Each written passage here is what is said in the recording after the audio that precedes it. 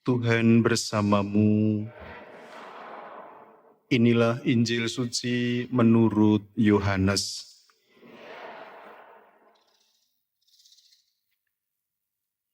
Yesus yang telah bangkit menampakkan diri kepada murid-muridnya. Sesudah mereka sarapan, Yesus berkata kepada Simon Petrus, "Simon, anak Yohanes, apakah engkau mengasihi aku lebih daripada mereka ini?" Jawab Petrus kepadanya, "Benar Tuhan, Engkau tahu bahwa aku mengasihi Engkau." Kata Yesus kepadanya, "Gembalakanlah domba-dombaku." Kata Yesus pula kepadanya untuk kedua kalinya, "Simon, anak Yohanes, apakah engkau mengasihi aku?" Jawab Petrus kepadanya, "Benar Tuhan, Engkau tahu bahwa aku mengasihi Engkau." Kata Yesus kepadanya, "Gembalakanlah domba-dombaku." Kata Yesus kepadanya untuk ketiga kalinya, "Simon, anak Yohanes, apakah engkau mengasihi aku?" Maka sedihlah hati Petrus karena Yesus berkata untuk ketiga kalinya, "Apakah engkau mengasihi aku?"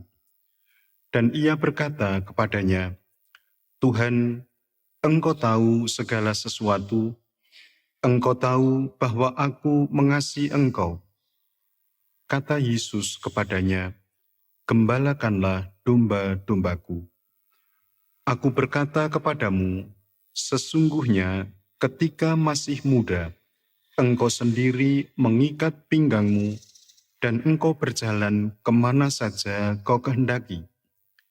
Tetapi jika engkau sudah menjadi tua, engkau akan mengulurkan tanganmu, dan orang lain akan mengikat engkau dan membawa engkau ke tempat yang tidak kau kehendaki." Hal ini dikatakan Yesus untuk menyatakan bagaimana Petrus akan mati dan memuliakan Allah. Sesudah mengatakan demikian, ia berkata kepada Petrus, "Ikutlah aku." Demikianlah sabda Tuhan.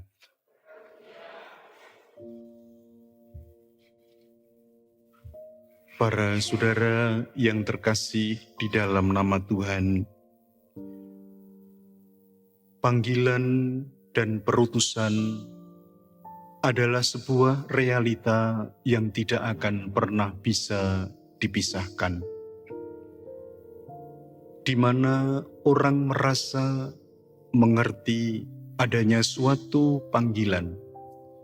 Di sana pula dia mestinya sadar akan perutusan yang diberikan.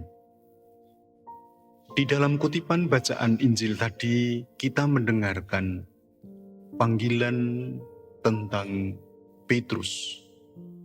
Petrus yang telah dipanggil oleh Allah untuk menjadi muridnya, untuk menjadi rasulnya, ditanting oleh Yesus mengenai kasihnya kepada Yesus.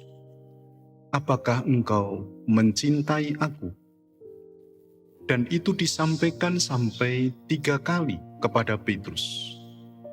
Dan jawabannya tetap bahwa dia mencintai Yesus.